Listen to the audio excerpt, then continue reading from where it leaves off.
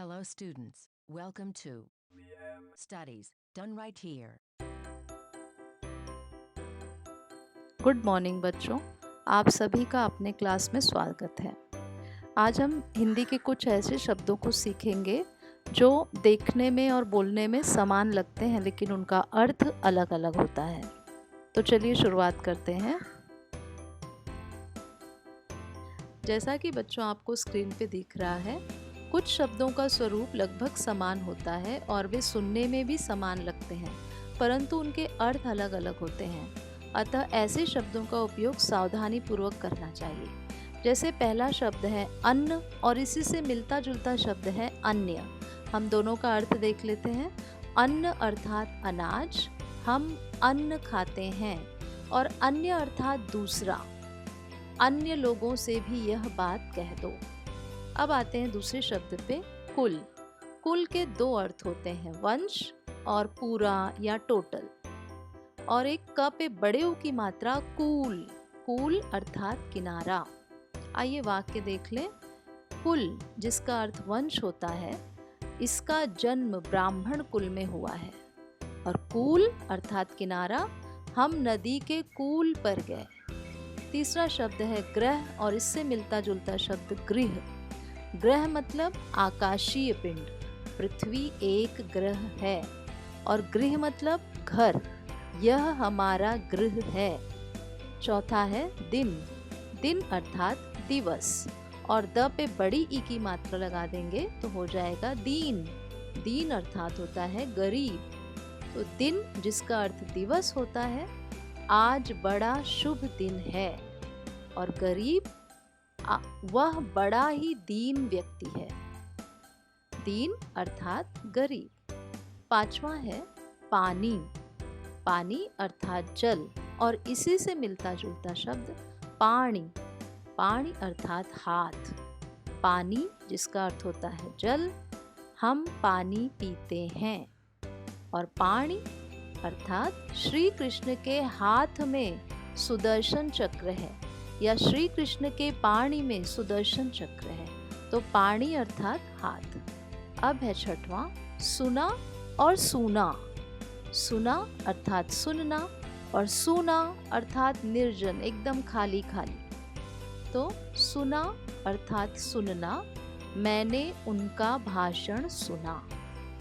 और सूना अर्थात एकदम निर्जन सुनसान स्थान, यह स्थान बहुत सूना है। अब चलते हैं सातवें शब्द पे, कली और कली। ल पे छोटी की मात्रा, कली अर्थात कलयुग। कलह, द्वेष, नफरत, ये सब कली के लक्षण हैं। और कली अर्थात बिना खिला हुआ फूल। कलियों को मत तोड़ो, खिलने दो। आप यहाँ एक विविधता और देख रहे हैं बच्चों। कली बिना खिला हुआ फूल, कली में ल पे बड़ी की मात्रा है, और यहाँ कलियों को मत तोड़ो, खिलने दो, कलियों। तो कली एक वचन है और कलियों बहुवचन है। तो कलियों को मत तोड़ो, खिलने दो। चलिए चलते हैं आठवें शब्द की तरफ, और अर्थात तरफ। वह मैदान की ओर गया है, या वह मैदान की तरफ गया है। और तथा, गंगा तथा यमुना पवित्र नदियां हैं, या गंगा और यमुना पवित्र नदियां हैं। चलिए नौवां शब्द है कहाँ और कहा। कहाँ अर्थात किस जगह, पिताजी कहाँ गए हैं। और कहा मतलब कहना, टीचर ने मुझे पढ़ने के लिए कहा। 10वां शब्द है चीर और चिर। चीर अर्थात होता है वस्त्र, उसने मूल्यवान चीर पहना था। चिर अर्थात होता है पुराना, ये परंपरा चिरकाल से चली आ रही है। मतलब यह नियम, यह त्योहार या ये रीति रिवाज चिरकाल से अर्थात पुराने समय से चली आ रही है। अब 11वां छोटा सा शब्द है कि और की। क पे छोटी की मात्रा, क पे बड़ी की मात्रा। छोटी की मात्रा है जहाँ कि, समुच्चय बोधक अव्यय उसे कहते हैं। माँ ने कहा कि वह घूमने जाएगा। उसके बाद की संबंध कारक का स्त्रीलिंग रूप। यह बच्चों व्याकरण में मैं आपको इसका बहुत ही विस्तृत जानकारी आपके अगले वीडियो में दूंगी मैं। अभी सिर्फ आप इन शब्दों का उपयोग समझ जाइए।